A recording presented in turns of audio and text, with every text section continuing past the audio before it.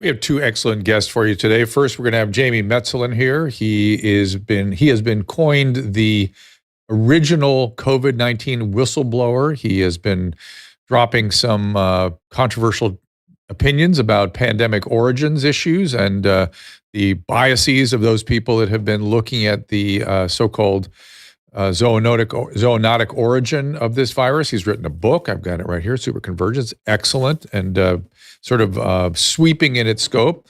We will get to him in just a second. And later on, we're going to bring our friend Tom Renz back in here. Of course, he is an attorney, and he has been very concerned about excess deaths and the possible association between vaccines and the uptick in cancers we've been seeing of late. You can follow Jamie on X at Jamie Metzl, Metzl. And you can follow Tom at Renz Tom, R-E-N-Z Tom. Back in a second with Jamie. Our laws as it pertains to substances are draconian and bizarre. The psychopaths start this way. He was an alcoholic because of social media and pornography, PTSD, love addiction, fentanyl and heroin. Ridiculous. I'm a doctor, for sake. Where the hell do you think I learned that?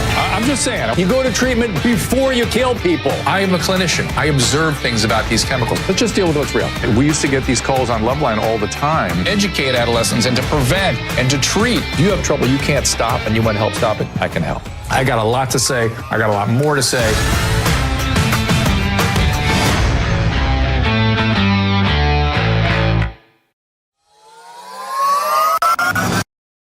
Summer is right around the corner, and unfortunately, so are those visible dark spots, sunspots, other blemishes that the sun leaves behind.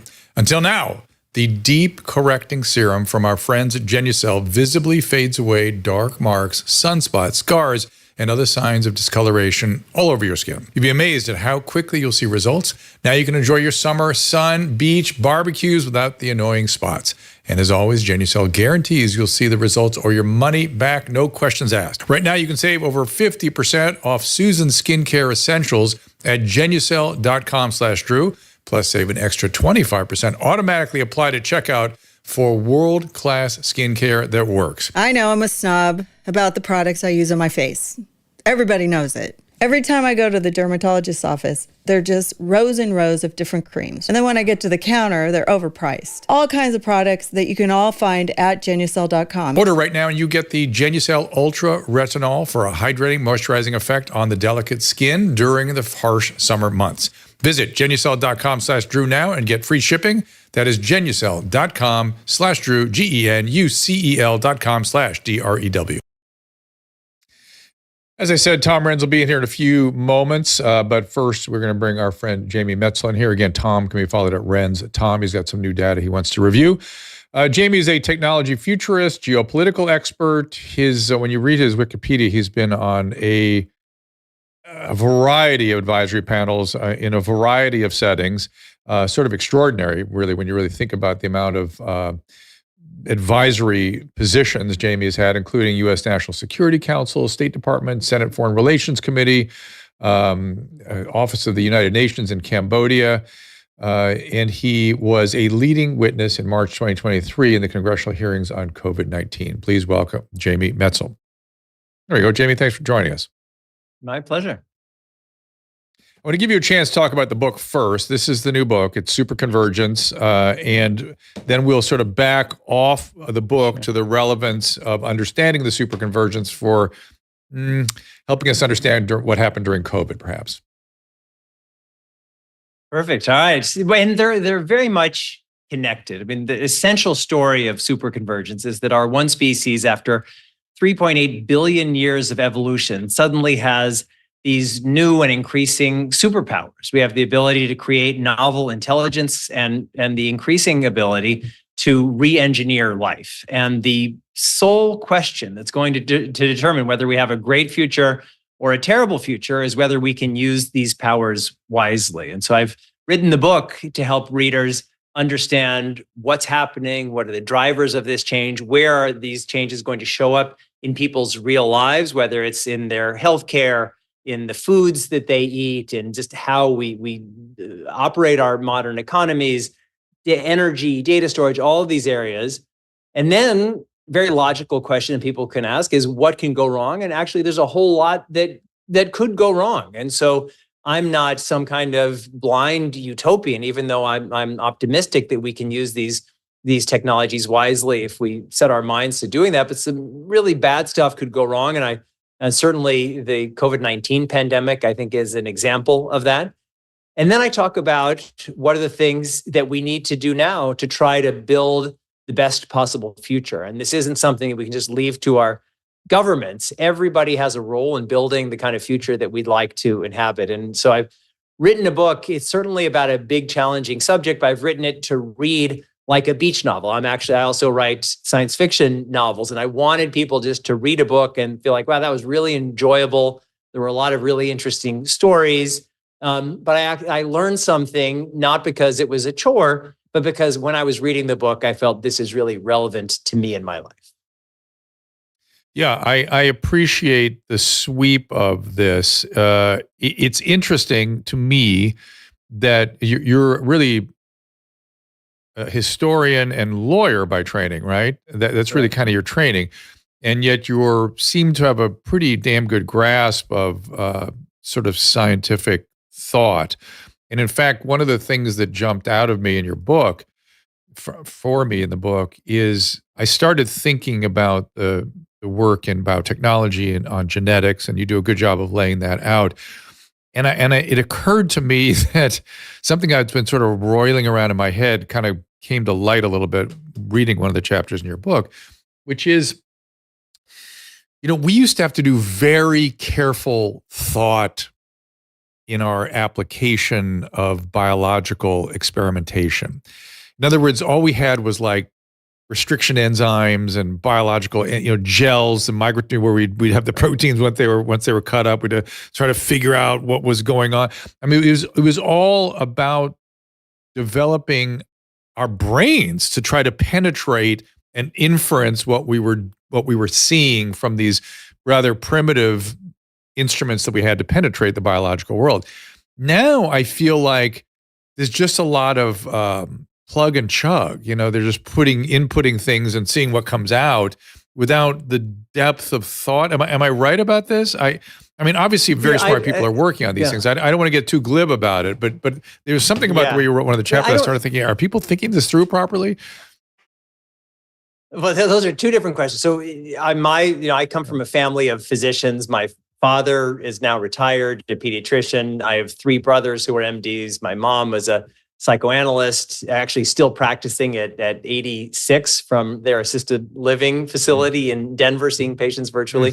So I definitely agree that there is that old school thing of being a doctor with intuitions, with a relationship with a patient. And that is now more important than ever. But with the tools that we now have, we're able to understand complex systems, complex human biology in ways that are really remarkable relative to people just even 1 or 2 decades ago. And so in the book, I give some really specific examples, and I'll give you 2 now of people. So a woman named Victoria Gray in Mississippi suffering from sickle cell disease, and lots of people who have sickle cell disease, primarily people of more recent African and South Asian descent. It's absolutely terrible, excruciating pain. Most people die young. It's a genetic disorder from basically the malfunctioning gene that produces hemoglobin. And now using a new tool of gene therapy, you essentially take people's cells out and you manipulate the genes in their cells to turn on their fetal hemoglobin. So you have one system creating hemoglobin when you're a fetus, and then that turns off and you have your adult hemoglobin. The people with sickle cell, the adult hemoglobin doesn't work. And so by returning on using the tools that I write about in the book, the fetal hemoglobin, this woman has gone from living a life of excruciating pain and wondering whether she wanted to live anymore to just living a normal life with her children. My own father, when I was writing the book, a little less than 2 years ago, was diagnosed with stage 4 metastatic neuroendocrine cancer. And you know this, Drew, but your listeners may not. That's Steve Jobs' cancer. And so Steve Jobs, when he got it, said, well, I'm going to treat this with fruit juice. And my feeling was, we are going to fight this with every tool that we've got, which means the tools of the genetics, AI, and biotech revolution. So I insisted that we sequence the tumor from day one, which wasn't the standard for his type of cancer, and we did it. And we found a targetable mutation in his cancer, the BRAF gene. And after his initial chemo, which he tolerated, didn't really help, and the scans were showing that the cancers were growing, we tried this, and it turned out the oncologist who had recommended a different approach, wonderful oncologist, I'd really pushed for this, had said that the best we can do is slow the spread of the cancer. But my dad is in such remission, and he's an N of 1, that the oncologist just published a case study in the Journal of GI Cancers that's saying, hey, here's a new way of treating this cancer. And since he started this treatment, we're originally from Kansas City, 2 Kansas City Chiefs Super Bowl wins, his granddaughter's bat mitzvah, 8th grade graduation. And then he was in New York last week with my mother to come to the launch party for my new book. And so, yes, these sciences, these technologies can be scary, but we're talking about is, how do we fight for time? How do we fight for the things that we value in our human interactions? And how do we fight for more life? And that's true in healthcare, but it's also true in agriculture. How do we grow the kinds of foods that we need to feed everybody, but do it without having to destroy the environment? Well, I'm very involved in prostate cancer research, and the big challenge, of course, is we can sequence these things, and we can direct a lot of different ideas towards the specific genetic errors. Problem is, Mother Nature is smarter than us, and so the tumors very quickly adapt and figure out what to do to continue to thrive, and as a cancer, so to speak. And that's where the current challenges are. It's like what to do when the cancer outsmarts us.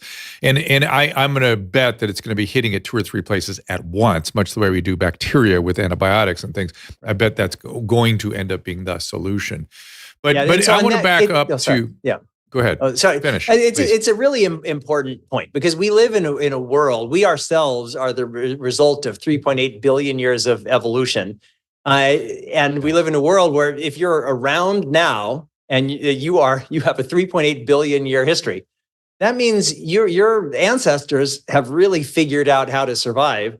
And so the base, this better than anybody, but the basic story with cancer is normally when you're a healthy person, it's like you're a symphony and all the players are playing the song that you want. And with cancer, the bassoonist says, screw you.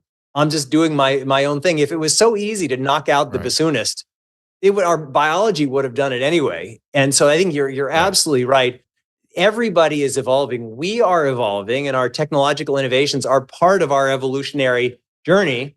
But the systems that we're looking to manipulate, they're also evolving. And so that's why this is a constant process which requires learning, observing, growing, and all those important things.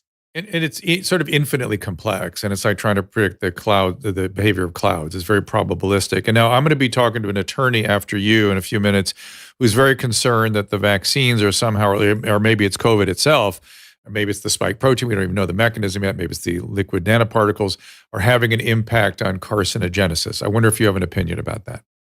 I don't really have an opinion, but what I will say in general terms is that the COVID-19 vaccines have been phenomenally successful. They've helped tens of millions of people, save maybe tens of millions of lives.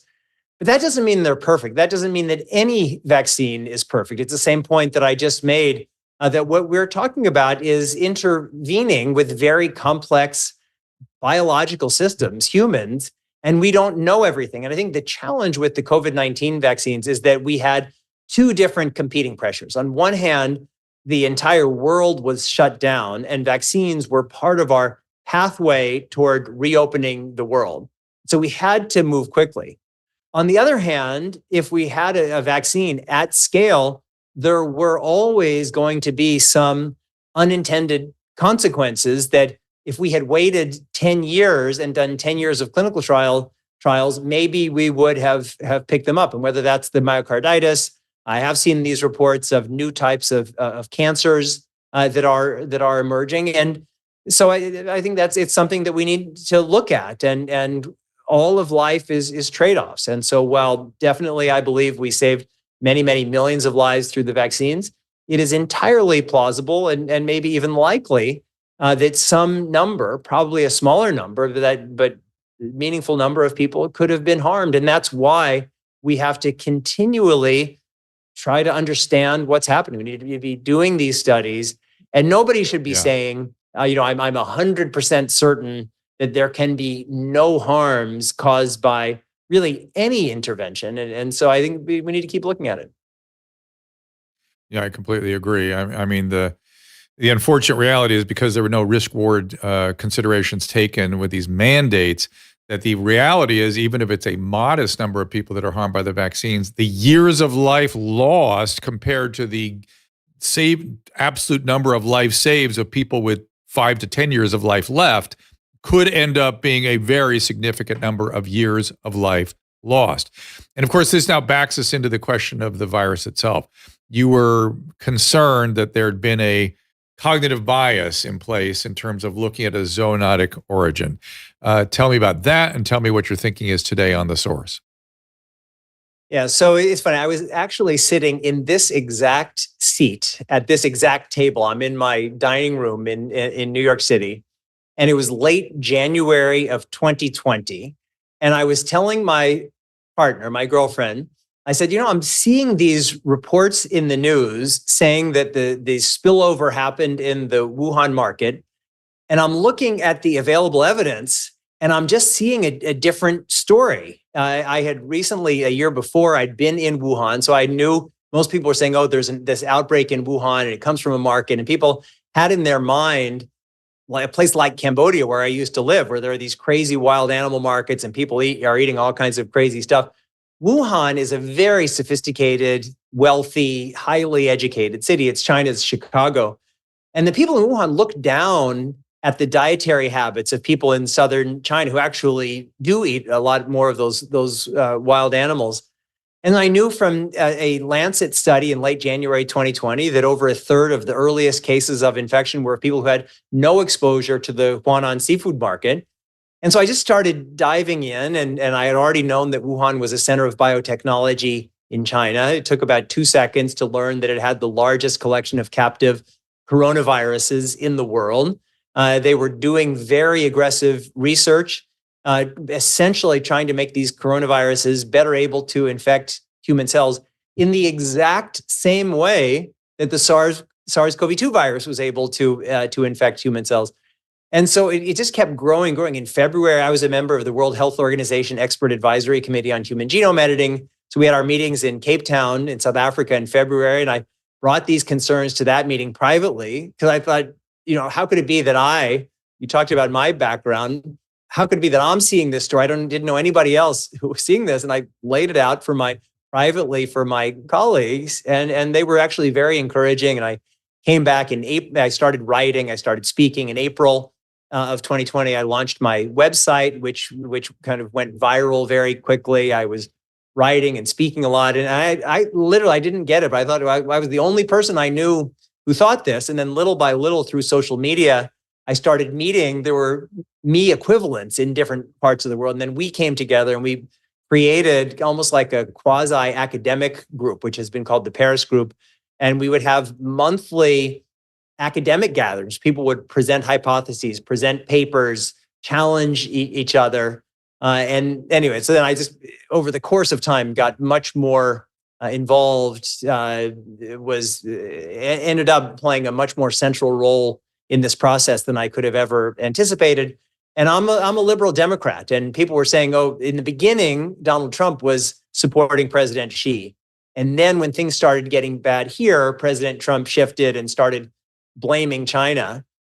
And I'm a liberal Democrat, and my friends were saying, you're just supporting President Trump. And what I said is, look, I'm not supporting anybody. What I'm trying to do is follow the evidence wherever it leads. And if President Trump says something that is even accidentally right, I'm not going to say it's wrong just because President Trump said it. So it's been a crazy 4.5 years, and the mountain of circumstantial evidence weighs heavily in the favor of a research-related origin in Wuhan. And the only reason why we haven't conclusively proved that, is that China has destroyed samples, hidden their records. They've imprisoned Chinese journalists. They have a gag order on Chinese scientists. They've blocked any meaningful international investigation. So if we were having a trial of a mafia don and the witnesses kept getting knocked off, we wouldn't say, "Oh, this guy must be innocent." So the evidence tells a tough story, but China's behavior is really damning in my view.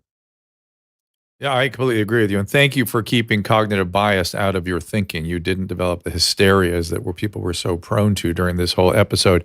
I have a couple of questions. One was, you said that and again, they were doing aggressive research that we know of. Let's at least assume a factor of 2 above and beyond that, maybe a factor of 10, who knows? Yep. But I think you're referring to the furin cleavage site. And people will go, "Oh my God, coronaviruses have furin cleavage site. They have them. Not in you. I want you to correct me if I'm wrong. My understanding is not the specific subtype that is represented by SARS-CoV-2. Please explain that. Yeah. So there's coronaviruses, and there's this category of coronaviruses, sarbecoviruses. And of all of the sarbecoviruses ever known to humanity, there has only been one sarbecovirus with a furin cleavage site. And you can guess which one that is. And it emerged in the exact same town where a laboratory was collecting sarbecoviruses and doing experiments trying to engineer or pass serial passage furin cleavage sites to make these exact type of cells, coronaviruses, better able to infect human cells. As a matter of fact, I was quoted in Vanity Fair saying something which I actually repeat in the book and because in 2018, it turned out that the Wuhan Institute of Virology, along with EcoHealth Alliance and University of North Carolina, had applied for funding to the U.S. Department of Defense to specifically engineer furin cleavage sites into SARS coronaviruses, to do it in Wuhan, and they would connect at the human ACE2 receptor. And so that's exactly what showed up with COVID. And as I told Vanity Fair, if I applied for funding to paint Central Park purple and was denied funding, as DARPA denied that proposal, but the next morning we woke up and Central Park had been painted purple, I would at least be a prime suspect. And that's the case here. And so let's sort of continue down that way of reasoning and help me understand, because you've been inside a lot of this stuff and you've been worried about EcoHealth Alliance and their funding of various things. I don't know how to ask this without putting you in a bad position, but go I'm going to ask you I'm going to ask you to Yeah. speculate. And I have this distinct feeling like information is missing. For instance, there's continued funding of gain of function. Our Defense Department is continuing to fund exactly the thing that and now they're worried about the avian flu out of Madison, where they have been funding the exact damn same thing. What am I missing? Why are they doing this? Is there has to be something that they're not telling the public about what's going on behind the scenes in terms of biological warfare or the ability to defend ourselves or the ability to attack somebody else. That I feel like there is a secret arms race for mutually assured destruction with biological agents, and no one is telling us about it. That's what it feels like to me. You tell me if I'm wrong. I'm not going to say that you're wrong, but let me just tell you my thoughts about gain of function and my thoughts about the kind of big picture story of what happened with COVID. So with gain of function, it's such a big, broad term. So gain of function includes people who are being treated with gene therapies where the therapies are being delivered through a viral vector. And so the virus is a vector that has been manipulated. Rather than carrying its own payload, it carries our payload. So there are lots of things that we do that are gain of function with viruses. And so because that term has been used as like a dirty word, so we need to be more specific. And so the thing that we should be worried about is gain of function on viruses, on pathogens of pandemic potential. Because that is, if you have a virus, it's already a really scary virus. And you say, how can we make it scarier? That's the thing Mm-hmm. that we need to be really worried about. And so, but because there's so much imprecision about this term gain of function, and then on top of that, there's this technical thing where Dr. Fauci is right that by the letter of the grants that were approved by the National Institutes of Health, of the money that went to EcoHealth Alliance, if all the work had been done exactly to the letter of those grants, none of it could have led to COVID-19. But essentially, we were funding relatively small amounts, but we were giving money to the Wuhan Institute of Virology. We had no idea what viruses in totality they were holding there, what work they were doing, or who was doing that work. And so the money is fungible. So that's gain of function. And if the kind of my meta story of what happened, and again, I write about this in the book, is 20 years ago, we had the first SARS crisis, and it turned out it was really scary. And it turned out that we didn't have appropriate eyes and ears around the world in the places where these viral outbreaks tend to happen, which is mostly Asia and Africa, and to a certain extent, South Asia. And so there was a decision, well, we're going to invest in training scientists, in building laboratory capacity, and having these kinds of exchanges. And a whole generation of people who believed that was their theory of the case, that the possibility and the probability of pandemics is increasing, and we need to have a global trained workforce in order to respond. And then when SARS-2 began to emerge in late 2019 or early 20, there was almost like, you use the word, like a cognitive blinder. The people said they couldn't get their mind around the possibility that the thing they had invested their careers in for very good and I think idealistic reasons could have actually accidentally sparked the very crisis that they were most worried about. And I think that is what happened here. And that's why it was so unfortunate in 2020 that there was this horrible letter in The Lancet and a paper in Nature Medicine saying we know it comes from nature. Anyone raising the possibility of a lab origin is a conspiracy theorist. And Dr. Fauci, who I respect in many ways, he put his finger on the scale of the public dialogue in favor of natural origins. And I don't think that was appropriate. I think what he should have said in 2020 is, we don't know where this thing comes from. It could come from a lab. It could come from nature. We need to examine all possibilities, all hypotheses, and we call on China to facilitate that kind of unfettered investigation that's required. Yes, I completely agree. I read the Nature article pretty carefully, and it was a good argument. It was very compelling. It doesn't mean it's correct or right in terms of describing reality. This is the part that people cannot get through their head. The other thing you mentioned, pandemic preparedness people, the whole Pandemic Inc. that developed. I was talking to somebody who was on one of the committees for the federal government, and they threw it all out the window when this thing came around, and they caved to a bunch of editors from the New York Times.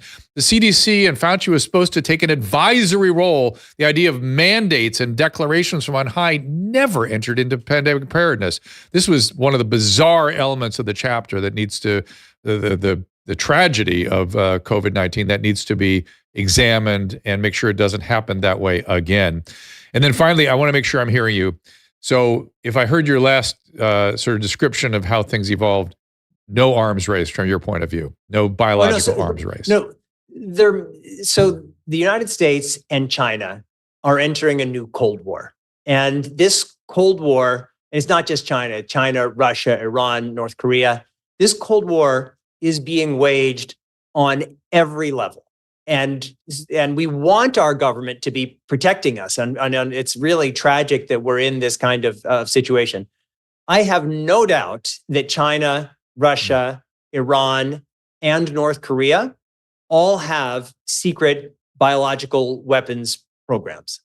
I certainly hope that we have very senior people in our government who are planning for what could happen should we be attacked.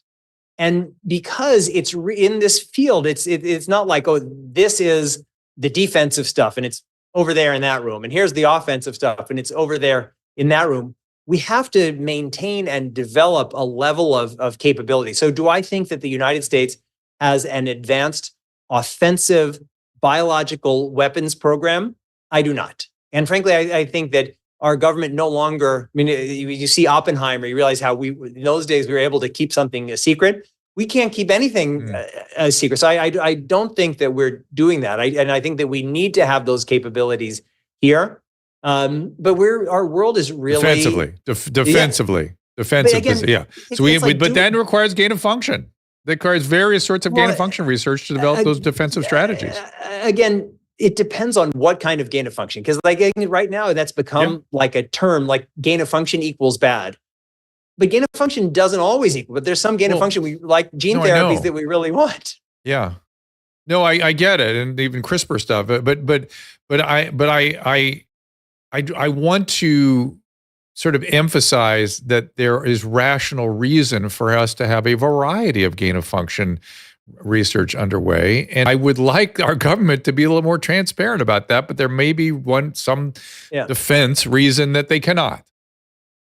Right? Well, but again, like we want our scientific researchers to be doing gain of function generic work, again, gene therapies and for Tamiflu and all these other things which come from that.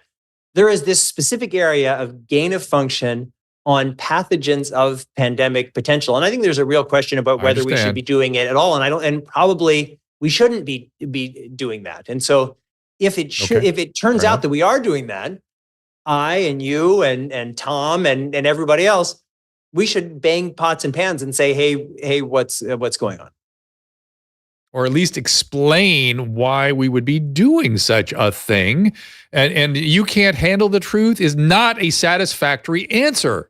What is a satisfactory answer, however, is these are state secrets, and if we divulge them, we're going to be divulging them to our enemies. And so, I'm sorry, we can't tell you right now. That's okay with me, but you can't handle the truth. No, not okay with me. And I don't think that's what's happening. But what I will say is, I think over the course of this pandemic, for 100 years, we've asked our public health experts to just don't worry about the asterisk. And so in the 1950s... You mean the swan, the black swan, you mean? No, in the 1950s, every kid get the polio vaccine. We should have said asterisk, some of you will get polio from the vaccine, which we know happened. And what the mission of public health has been, everybody wash your hands, and you're supposed to say, asterisk, some people have a soap allergy. And I think that they had this habit of public health is we're going to have general rules that are easy for people to follow, because that is the history of 100 years of public health, which is frankly has saved hundreds of millions of lives. And I think our information environment has changed where individual people, myself included, we can gather information, we can do our analysis. And so it requires a level of humility by our public officials that they're not used to. And especially like somebody like Fauci, we are big beneficiaries of all of his wisdom, but he has grown up in one model of information. And now we're in a new model of information. I completely agree. And this, Francis Collins said it himself. They had one priority and they didn't consider the collateral damage. Well, listen, Jamie, thank you for this. People should follow Jamie on Jamie, Jamie, Metzl, Metzl, and the book is Convergence. I suggest you go check it out. It reads, I think you said you write fiction as well. And the sweeping review of anthropology and history and all these interesting topics that I love in nonfiction sort of histories is all in here. And then you get deep into the science. And I appreciate that very much. So, Jamie, good luck. And thank you for being here. And hopefully we'll talk to you again soon. Awesome. Thanks so much. Really enjoyed it. You bet. Before we go to break. Yes. Something's happening at Rumble. Yeah. Rumble was going in and out, in and out. I got locked out of it. Okay. And on my phone and my computer and my other computer, I was able to get on the feed when I just signed in on my browser. But I people are can't. coming back in, and I told everybody, if we ever have this problem, just head over to X, Dr. Drew on Twitter or X, good. or you can go to YouTube. But nobody on Rumble wants to go to you. They call it YouPoo. I'm up again now. I'm up on it's Rumble. up We're back. Well, again. it's back. Yeah. But I'm signed out. I can't sign in. Like, it's I'm in. so funny. I mean, it was in and out. I was not. You said "uh-oh" about a half an hour ago. I thought, "Oh, I know what that is." So here we are. Go ahead. Shout out Yep. shout out to the podcast listeners who get to enjoy this. sorry. No, but you know what? Sorry. It's really frustrating because we're always telling people on YouTube if we get censored to head over to Rumble, or X. But today I Rumble's was under like, attack. no, that's usually what this is they're That's what doing it seems like. denial of That's what it service seems like. attacks. I on think it, we so should it's- have yeah. the link to the other, Well- or just a little notification on the top of our page It that says, happens so if there's rarely, ever yeah. a problem. You know what I'd like people to do is I'd like people to subscribe to Ask Dr. Drew on Rumble, as many of you as possible, because we are going to have a show of force over there. I think as many of us that can migrate to Rumble, the more power that service will have. It'll come under more attacks, and we will not allow it. But They're a gonna lot of have their people own love servers YouTube soon. because they know how to use it and stuff. And I mean, honestly, I like having all these platforms in case of emergency. What's the Yeah, matter? you know? What's It's the like, matter? it makes I mean, me Caleb, very happy. YouTube is a good backup, but YouTube, they can just change their rules tomorrow and kick us off like Right. what they've done many, many times in the past. Rumble is still the most reliable one. I think it's just, these are growing pains because there has not been Yeah. a solid competitor to YouTube in the history of YouTube. And I've been on YouTube for 20, almost, since the start almost. That's my Yeah, I point. know. Yeah, that's my So- point. But they don't Come love on us. over to Rumble, subscribe. But you know what? Let's keep it If going. it worked today, if people on YouTube got to see that, Hey, God bless them. You guys need to listen to me. Your daddy tells us that on X there's no link, so let's set that up too. Let's make sure. I made a link. Apparently not. I put the link on. I You sent wanna him the check- link. May want to check that out. So I want to get Tom in here. There's a link. Let's hear from the people that make this all possible for us. We think again we support them. Are on the scroll beneath my It's playing face here. on. It's playing on X. Okay, I'll so your send the daddy link over is to Rumble. on X. We'll, I know. I'm going to send it over to Okay, we'll Yo send it to you Daddy. as well. Yo Daddy. I will be back with Tom Renz. we after love Yo this. Daddy.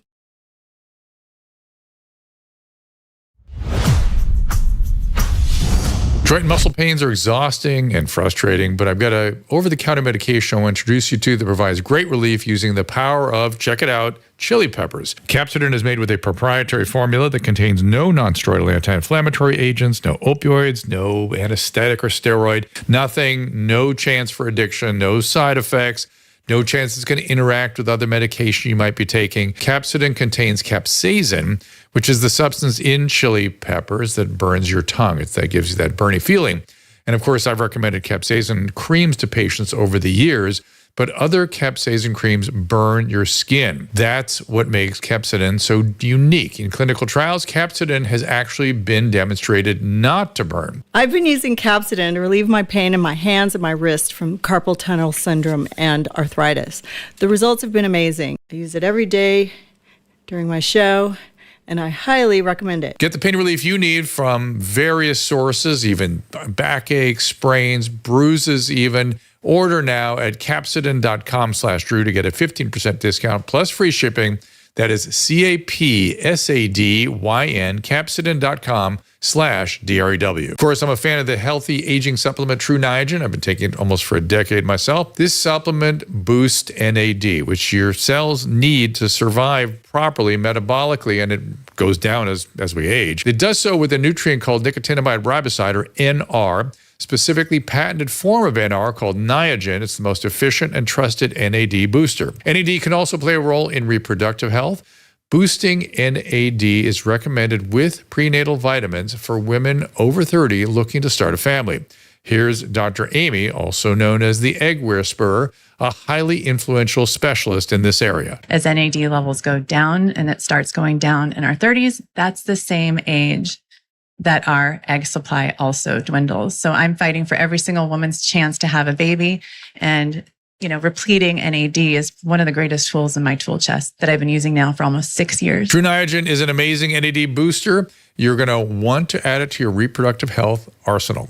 And of course, it's in our family of Dr. Drew sponsors. Go to drdrew.com/True Niagen for 20% off your order. That is drdraw.com/True Niagen. Enter Dr. Drew at checkout for 20% off. There are 4 distinct and outstanding medical kits from the Wellness Company: a first aid kit, a travel emergency kit. I was very instrumental in developing that one. I love it. A COVID emergency kit. But let's unpack their medical emergency kit, the one that gives you immediate access to treatment for a variety of medical conditions. Here's the kit: pneumonia, upper respiratory infections, skin infections, gastrointestinal infections. You'll have on-hand medication that will even serve as immediate prophylaxis against a sexually transmitted infection, rapid intervention for Lyme and other tick-borne illnesses. Of course, we've added Tamiflu to our kits in case the avian flu should become human-to-human transmissible. Then we know something is up and we want to be ready. And look, we want to be covered for bioterrorism even. And of course, the Nobel Prize-winning antiparasitic ivermectin, and a how-to guide and a virtual consultant. Get access to these prescription meds by going to drdrew.com/TWC to save 15% off. That is $30 off the medical emergency kit. drdrew.com/TWC for 15% off the kit and any of their kits or their supplements. Do it now. drdrew.com/TWC. Dr. Drew said the best way to quit drinking is by going cold turkey, and he's a doctor, so why would you question doctors? Dr. Drew called me unfixable.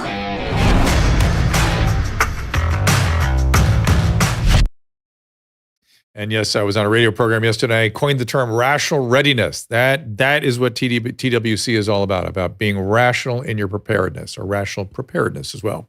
Speaking of preparedness, perhaps you owe some back taxes. The pandemic relief is over. Along with hiring thousands of new agents and field officers, the IRS has kicked off 2024 by sending over 5 million pay-up letters to those who have unfiled tax returns or balances owed.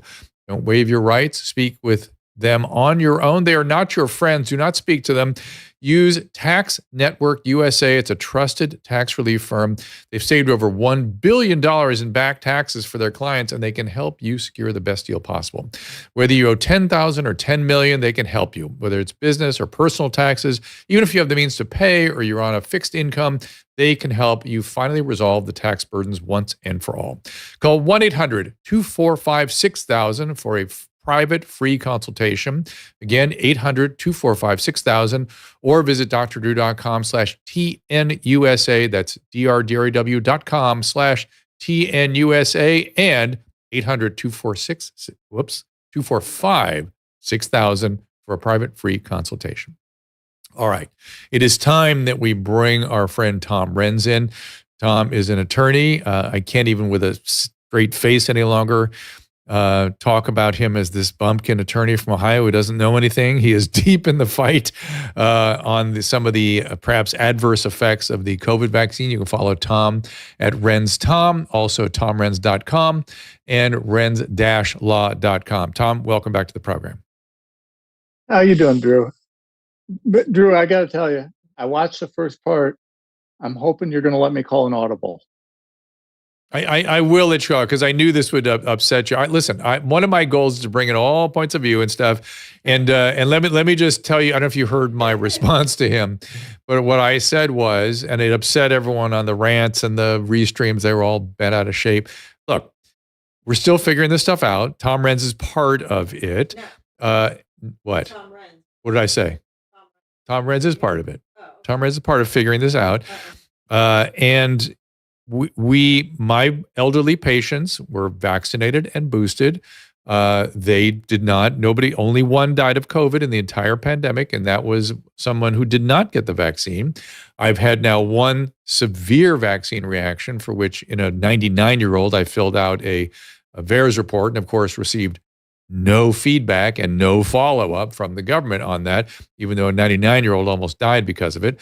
I have mixed feelings about the whole endeavor, and I certainly have grave concerns about college-age males in particular getting this vaccine for a virus for which there's zero risk for them. So that's the frame. Now you call your audible. Go at it, Tom. Okay, so let me go back to origins. Now, you've got to understand something. Brad Wenstrup, when he headed up the COVID committee, Brad Winstrup took $168,000 from Big Pharma in 2022. I have a couple questions that I would like to ask anybody who was willing to ask. And with respect to Jamie, because I don't know Jamie, and he seems like a really nice guy. But in 2021, prior to the 2022 election, I just sent you a copy of what I sent, a very well-cited, very in-depth discussion of the origins of COVID. And there's a couple things that were said in there that I think are critical. Now, I think we can all agree that it looks like it was made in a lab. But there are a couple questions and things that I think you need a lawyer's eye to see. First thing is when we talked about the funding, one of the things that nobody's bringing up is the funding that came from the Department of Defense and also from USAID. Now, USAID goes through the State Department and is generally an arm of the CIA. Why is that important? Well, let's look at this a little bit further, right?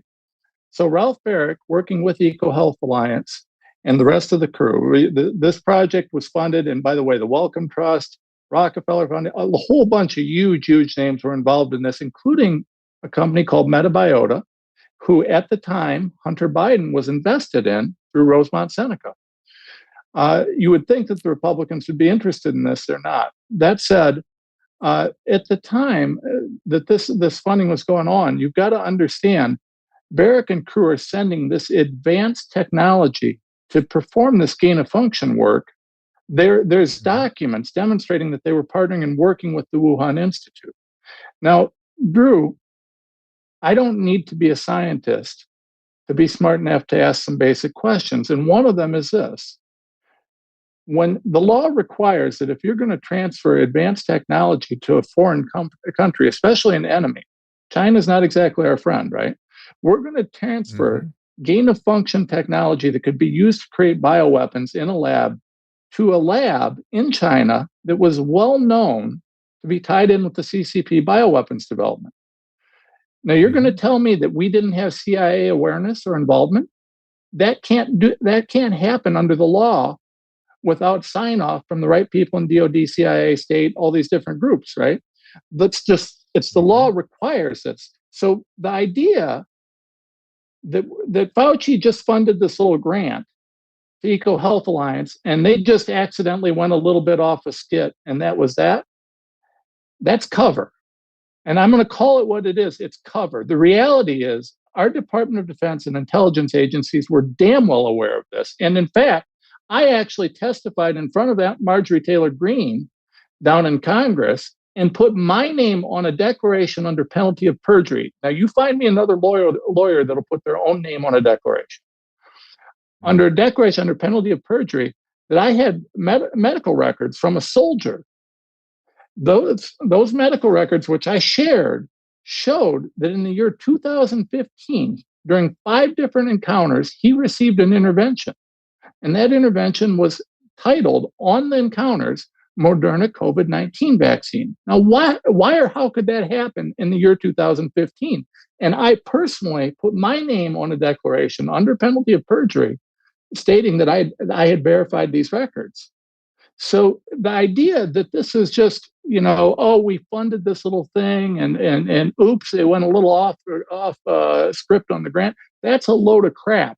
That's what Brad Winstrup's COVID committee was there to do, was to create plausible deniability to cover up the fact that our Department of Defense, who is, by the way, continuing to fund gain of function on our soil.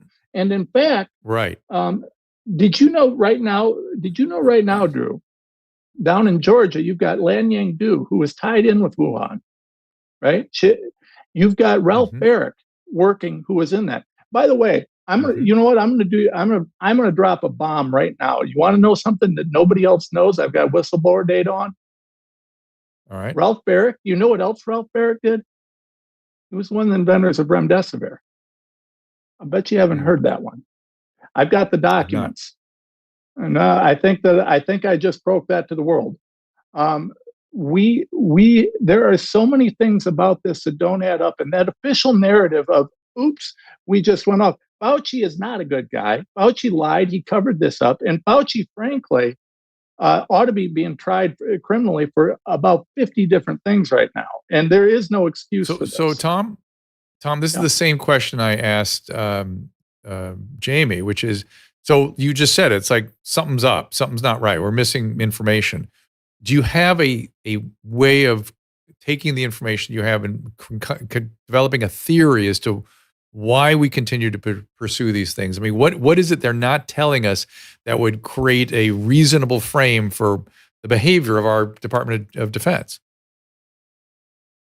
Well, I can create a theory, but I'm gonna make this disclaimer, Drew.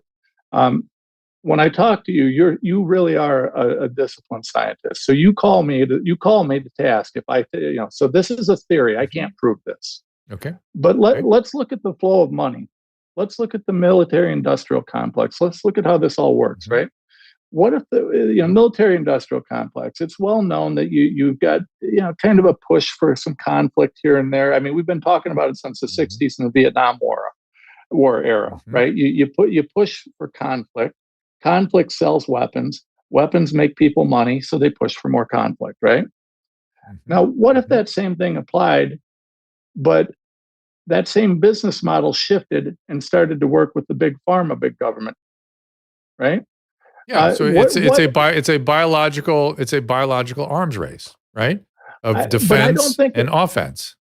But I think that driving this with the defense, the traditional war model, I think what you're seeing is a model that was based on competing countries. This is more about corporate interests that are driving it. I think we've shifted to a corporatocracy a bit more. Well, is it because? Yeah, but hold on now. Is that wow? That's very fascinating. So is that then just mean it is so because the corporations handle so much money they can influence all of this? They can drive it. Is just follow the money? Is that the whole story? Hey, as a lawyer, that's all I do. When we talk about cancer and the COVID vaccines, when we talk about all these things, one of the things that I said to you in the past, and I'll say it again, I don't have to be a scientist to read science. And all I need to do as a lawyer is look at the evidence and ask myself, and this is really something that's important. You look at it as a scientist, right? So you have your hypothesis, your test, and do you get to proof or not, right? As a lawyer, I got to get to a preponderance of the evidence or beyond a reasonable doubt or something along those lines, right? So what we do is we look at motives, we look at evidence, we look at and then we add it up and we say, okay, do you have feathers like a duck? Do you have a bill like a duck? Do you have webbed feet like a duck? I still can't see if you're a duck, but you know what? We're going to go with duck. In this case, what it looks like to me is, this is the evolution of snake oil sales, right? We'll give you something that'll make you healthy, but it makes you sick, and then we'll give you something that cures the thing that makes you sick. I mean, listen, we talked in one of the topics we were going to hit is cancer and COVID vaccines, right? There's more and more evidence coming out. I want to get there. Right. Go. So we've got more and more evidence coming out. We have the 06 document. We have the pseudouridine stuff that we're finding now. And I'm going to go into that a little bit more. But before I do, let me make this point.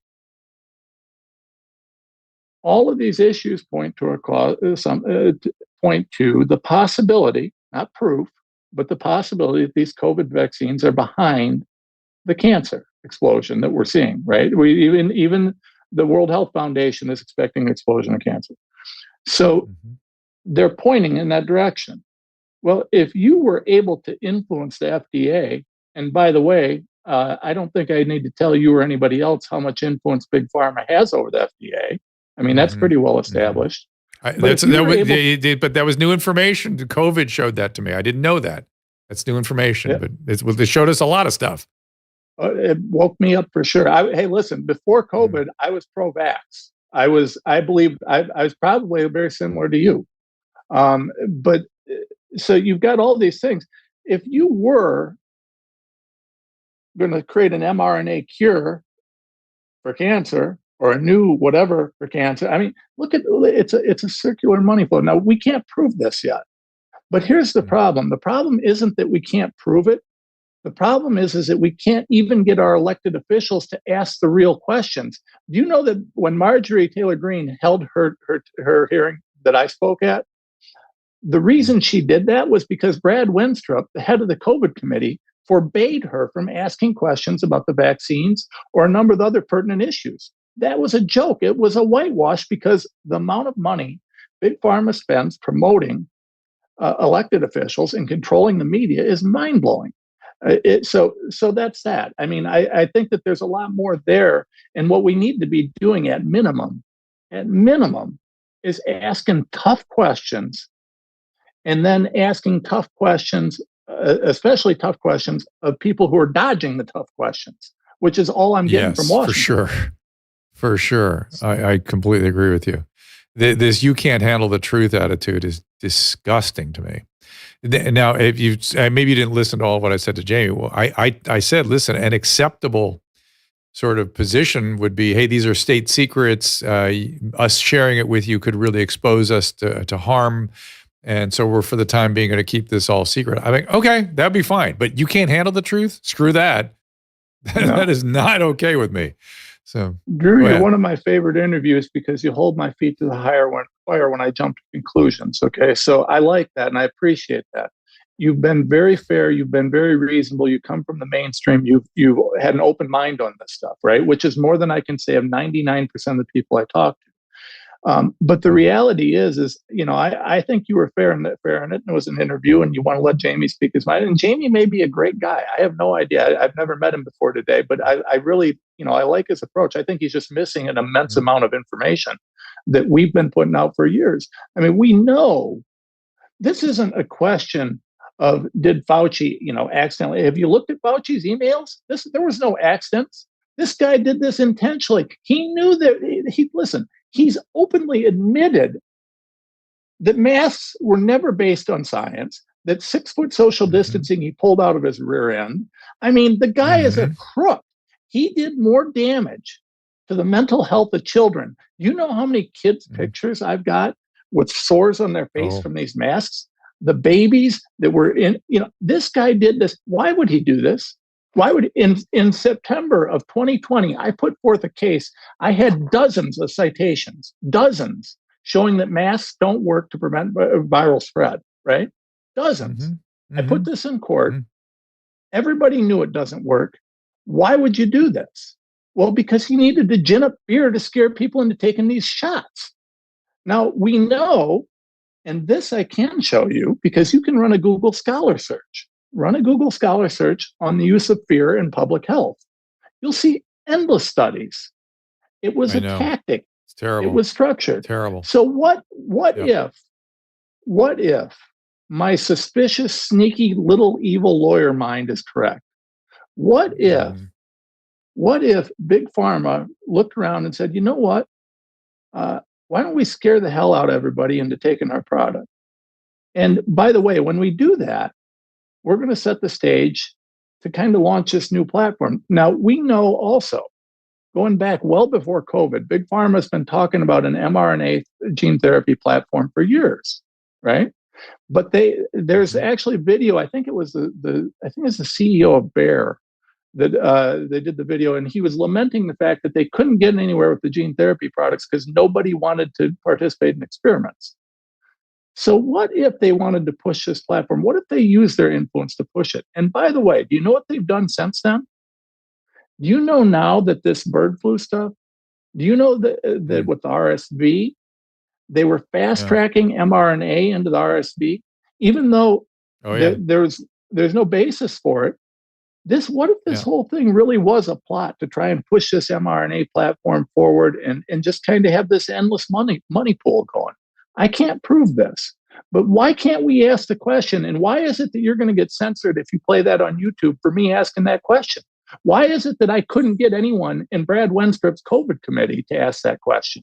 Why was no one? These are basic questions that with a little bit of exploratory, questioning under oath, we could get somewhere with, but no one wants to ask it. And guess what the good news is? If I'm wrong, if we can show that I'm wrong, then that's a win for the world, because it turns out the world's not quite as evil as I think it is. So why the hell wouldn't you ask it?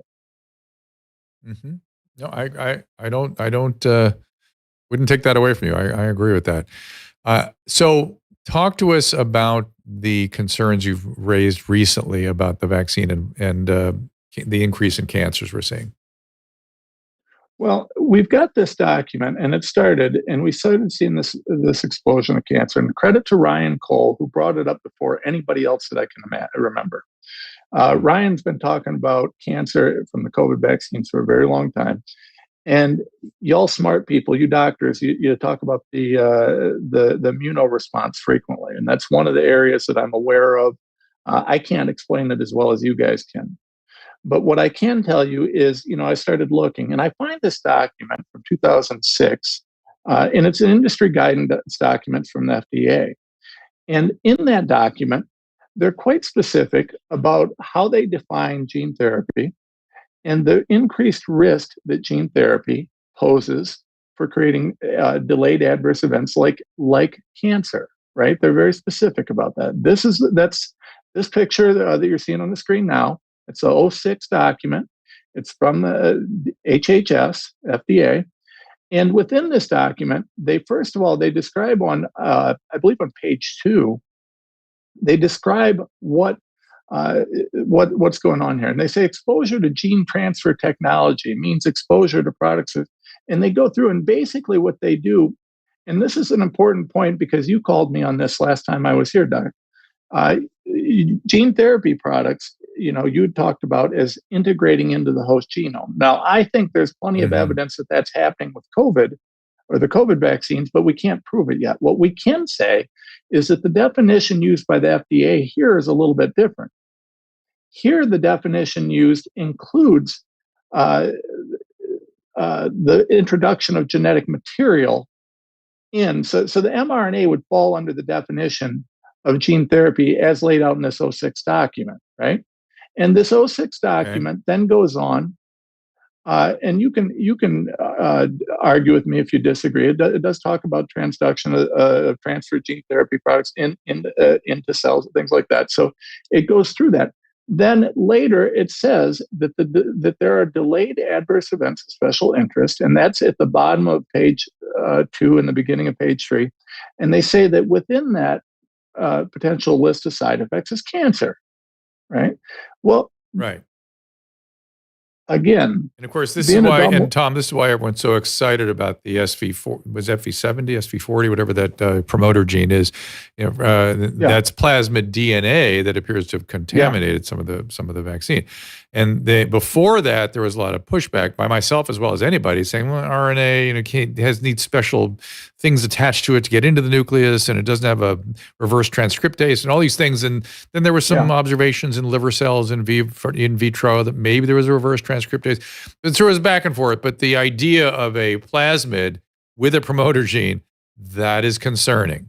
And then there's also some concerns about the liquid nanoparticles. And then I introduced you to a biotechnologist in an email that she just responded to, by the way, that she has another mechanism out there that you might want to look into. So there's concerns. There's real serious concerns that are legitimate. Yeah, well, and including the pseudouridine, right? So pseudouridine is a cancer marker. It's used to, and pseudouridine is really the thing. So mRNA, and we talked about this in the past, was never messenger RNA. Messenger RNA, everybody's got that. It's a natural thing. Mod RNA, it was when you take something that looks like messenger RNA and you tinker with it in the lab, right? And in our case, one of the things that they did in the COVID vaccines is they added something called pseudouridine to make this stuff last longer and be more robust. And, it had all sorts of benefits to stabilizing this stuff so it could actually get into your cells and do what it does. But remember, we're still introducing genetic material into the cells. Now, whether it gets to the nucleus or not, we still are introducing that genetic material into the cells. Now, there would be a question, I think, that could be asked, could that mutate the cell? The FDA answers that apparently because they talk about the duration and how long whatever gene product is there is within the body and active. The longer it's there, the higher the risk of cancer, according to this document, right? So I'm looking at these different things. I'm looking at the pseudouridine, and I'm seeing that pseudouridine is considered a marker for a lot of cancer stuff. And what we're seeing is just a ton of evidence that is pointing to the fact that the explosion in cancer that we're seeing and that we're going to continue to see over the next 5 years for sure is stemming from these mRNA poisons that they gave us during COVID. Now, I understand that you may not have had a personally terrible experience, but again, I think that the thing that we've got to ask ourselves is not, did everybody die from COVID vaccines? Okay. The question is, how much damage versus how much benefit? And then the That's other right. thing that we've got and why can't we ask that? Why isn't that question on the tip of everyone's tongue? That's the thing that's been astonishing to me. That's a scandal that it wasn't.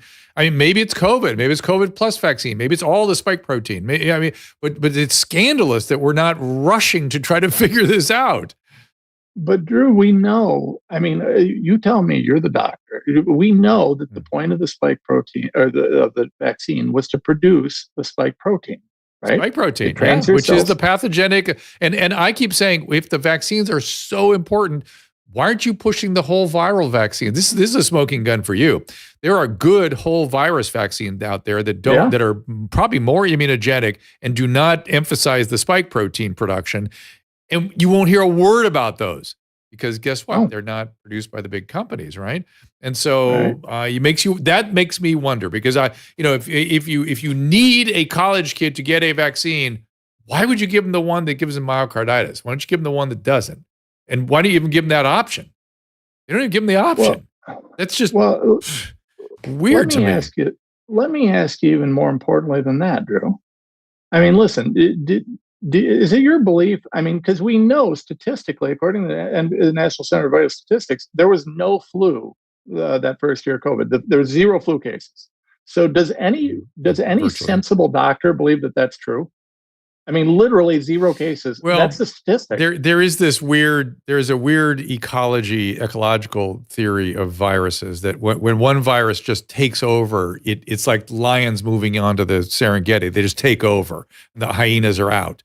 And if that is a legitimate thing, then it makes some sense to me. And when I first started hearing that, I thought of that theory. And there may be an ecology of viruses. That may be true. I don't know. Well, but let me ask you this. So I lined up for one of my cases, the CDC or NIH definition, right? So a disease is a collection of symptoms, right? It's not that can be a syndrome too. Disease, it has to have a common genetic and environmental heritage.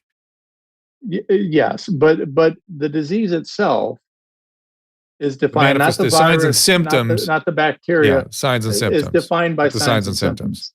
Right. Yeah. So with that being in mind, I lined up the symptoms and signs that defined COVID versus the symptoms and signs that defined the flu.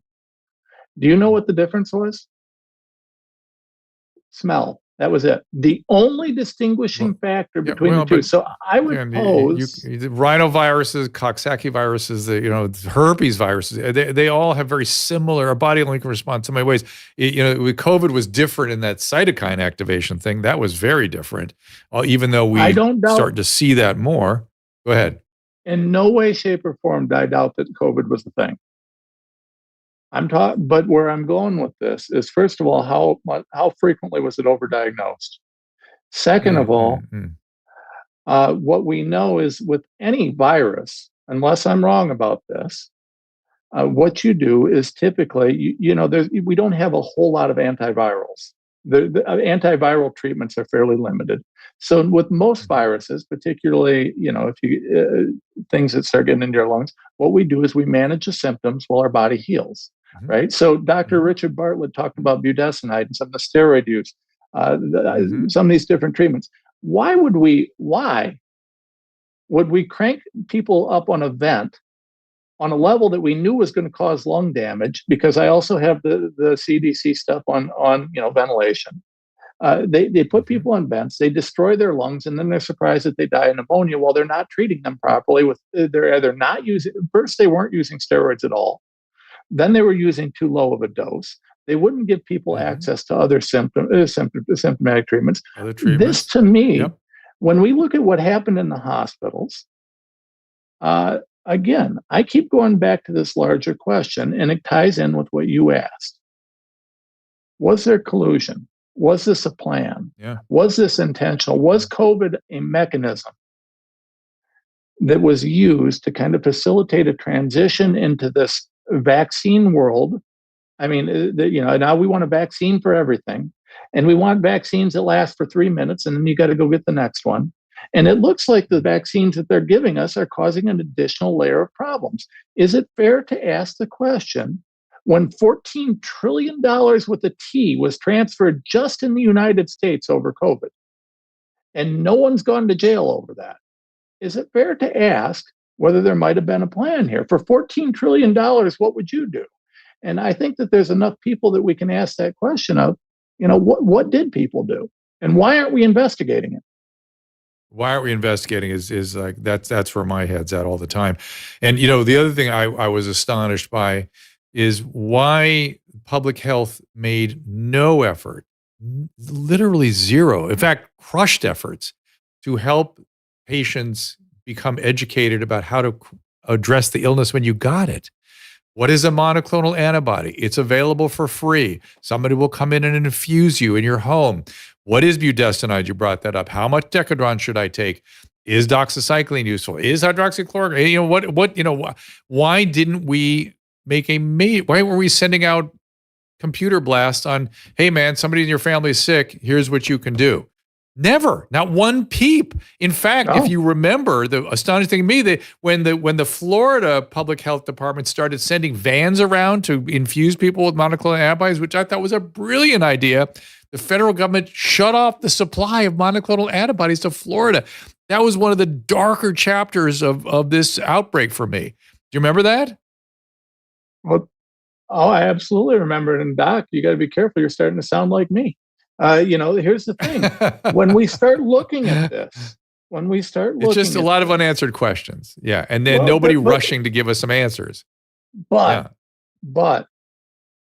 when it looks like a duck and quacks like a duck, how many different traits of a duck do you have to have that you can identify before you say, you know what, I think it's a duck?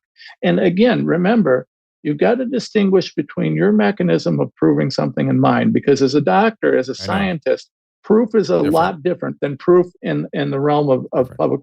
And so what we have to do is we have to say, we don't need to prove it in the way that you would, with clinical studies.